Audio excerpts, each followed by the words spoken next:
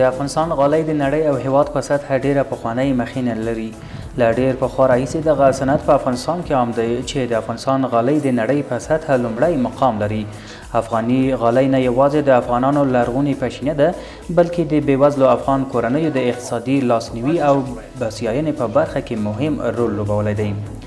د افغانستان د غالۍ اوبدلو د اتحادیې مشر وایي چې د افغانستان غالۍ د کیفیت له مخې خپل ځای لري چې په هر صورت موږ کولی شو غالۍ تولید کړو.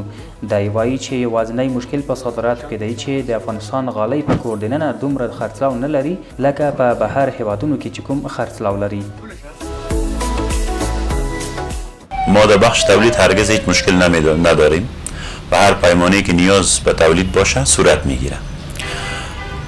اما یگانه مسئله که وجود داره که باید قابل بحث است، بحث در بخش صادرات است. قالین افغانستان یکی خب ارزش بالا داره و امی ارزش از نگاه مقدار پولش هم هست، یعنی پرهزینه هست. به خاطر پرهزینه هست باز ما بازار خوب در داخل نداریم اما بازار خوب در خارج داریم. باز این بازار هم رو به گذشت زمان مثلا با مقایسه با سال 1400 در سال 1401 با ملاحظه بهبود پیدا کرده. دا په داس حال کې ده چې په 2000 کال کې 2.5 میلیونه غالۍ بهر ته صادره شوې دي. د په خبره د افغانستان غالۍ د سیمې هیوادونو په سطح خپل ځای لري. په 2021 کال کې د غالیو تولید 9 څخه تر 8 متره مرکب پورې و، خو په 2022 کال کې د غالیو تولید له دې نه هم زیات شوی دی. د په خبره چې په دې صنعت کې 1 میلیون کسانو ته د کار زمینه برابر شوې ده.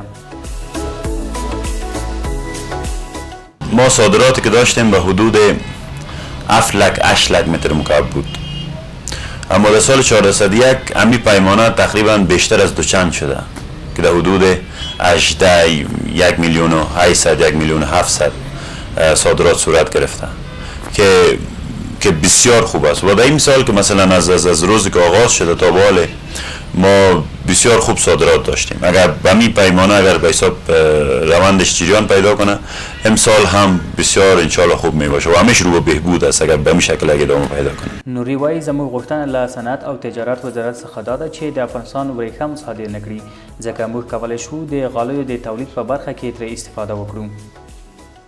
تمرکز وزارت صنعت و تجارت همیشه به می است که از افغانستان و خواسته ما همیشه به می بوده به وزارت صنعت و تجارت که پشم از افغانستان صادر نشه. چرا؟ به خاطر ازی صادر نشه تا ما بتانیم در بخش صنعت قالینی استفاده کنیم و دمی بحث همیشه جریان داشته دیگه ای خودش میتونه به ما بهبود بیاره. بل لور ته غالۍ پلورونکي وایي چې د پاکستان او دوبۍ له لارې د افغانستان په نامه خپل صادرات لرو. دوی همداراز له ملان میډیا سره په خبرو کې ویل چې د مناسب بازار نشتون د دې لامل شوی دی چې خلک د خپل هیواد غالۍ وپلوري. صادرات داریم از طریق پاکستان، بیشتر صادرات داریم از طریق دبی. تولیدات ما خود ما هست، داغچه است، تقریبا 500 نفر کارگر داریم. داغچه است باز صادرات ما از پاکستان حال خوبتر است میشه. قالین بافی در افغانستان سابقه خیلی ها طولانی داره و بیشتر قالین ها در افغانستان در سمت شمال افغانستان بافت میشه و قالین ها از 1 متر شروع میشه الی 140 متر و یا بالاتر در افغانستان فعلا در تاریخچه افغانستان ثبت شده که بافت شده. همینطور در بافت قالین از پشم و انواع خاص آن استفاده میشه، مثلا پشم بلژیمی است، پشم ولایتی است، پشم مرینوس است، پشم مشهدی است و همین قسم بافتاش ولایتی بود و بلژیمی هم است و ساخت بافت قالین افغانستان که از 35 در 35 شروع میشه الا 100 درصد. دا په داس حال کې ده چې د افغانستان غالۍ 15% د افغانستان په شمالي ولایتونو کې تولیدیږي چې په هر وخت کې زیات شمېر خلکو ته پکې د کار زمینه برابرېږي.